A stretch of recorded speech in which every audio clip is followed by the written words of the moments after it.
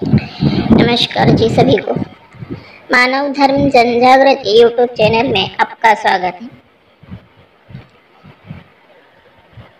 परमात्मा एक मार्ग में पक्के सेवकों ने सुबह की विनती करते समय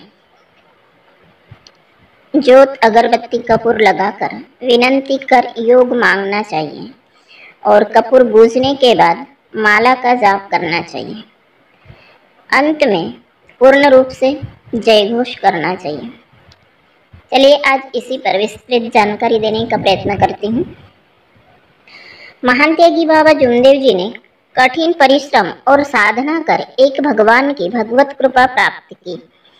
इस कृपा को परमात्मा एक मार्ग के दुखी श्रमिक बुद्धिहीन लोगों के उनके जीवन के में सुख समाधानी मिल सके, इसके लिए तत्व शब्द नियम के माध्यम से यह भगवत कृपा मुक्त में मार्ग के सेवकों को सौंप दी है। अतः मार्ग के सेवकों को भगवत कृपा का परिचय करवाकर सभी को स्वावलंबी जीवन जीने की प्रेरणा दी है। महान त्यागी बाबा जुमदेव जी ने सेवक को हवन समाप्ति के पश्चात दूसरे दिन से नियमित रूप से माला जाप करने के लिए कहा है। जैसे कि जब हम सुबह नहाने के पश्चात पूजा करने बैठते हैं, तब जोत अगरबत्ती कपूर लगाकर विनती करने के बाद माला का जाप करना चाहिए। जब हम सुबह विनती शुरू करते हैं तो आराम से एवं स्पष्ट रूप से विनती करना चाहिए, क्योंकि हम जो विनती कर रहे हैं वह स्पष्ट रूप से भगवान तक पहुंचना चाहिए।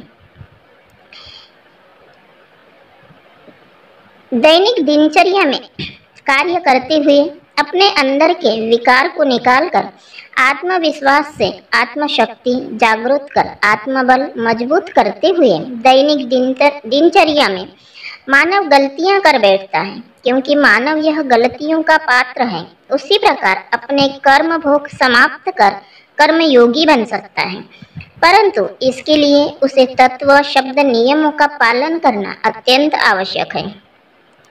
यदि सेवक अपने व्यवहार में आचरण में सुबह की विनती और सायंकाल की प्रार्थना करते समय एक चित्त एक लक्ष्य एकाग्र मन से एक भगवान को समक्ष रखकर पुरानी रूढ़िवादी परंपराएं पुराने विचार त्याग कर एक भगवान को मानने का वचन देते हुए और हमारे द्वारा जो गलतियां हुई उसकी क्षमा याचना करते हुए और अपना जीवन सफल बनाने के लिए योग मांगते हैं। योग मांगने के बाद तीर्थ बनाकर और कपूर बूझने के बाद माला जाप कर पूर्ण रूप से जय घोष करते हुए विनती की समाप्ति करते हैं। यदि हम सेवक विनती कर रहे हैं वह स्पष्ट रूप से भगवान तक पहुंचनी चाहिए।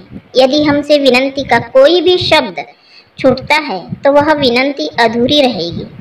विनती का एक एक शब्द अनमोल है, जिसे ध्यान में रखकर तन्मयता से कहना चाहिए। उसी तरह जब हम माला जाप करते हैं तब हमारा एक लक्ष्य एक चित्त एक भगवान की ओर होना चाहिए, परंतु भगवान की ओर ध्यान केंद्रित कर एकाग्र मन से भगवान की आराधना करनी चाहिए। तभी हमें मन वांछित योग प्राप्त हो सकता है। माला जाप करने के पश्चात पूर्ण रूप से जय घोष करना चाहिए, लेकिन यदि बाद में किसी को तीर्थ बनाना हो तो केवल परमात्मा एक तक ही जय घोष कर तीर्थ बना सकते हैं एवं तत्पश्चात पूर्ण जय घोष, जैसे कि सत्य मर्यादा प्रेम कायम करने वाले अनेक वाइट वेशन बंद करने वाले मानव धर्म की जय के साथ पूर्ण जय घोष करना चाहिए। क्योंकि जैसे हम हवन संपन्न करते हैं उस समय माला जाप के बाद केवल परमात्मा एक तक ही जय घोष करते हैं एवं शक्कर का प्रसाद भोग लगाने के बाद कपूर लगाकर विनती करने के पश्चात सत्य मर्यादा प्रेम के उद्घोष से पूर्ण रूप से जय घोष करते हैं। उसी तरह हमारी सुबह की विनती की क्रिया समाप्त होने के बाद अंत में पूर्ण रूप से जय घोष करना चाहिए।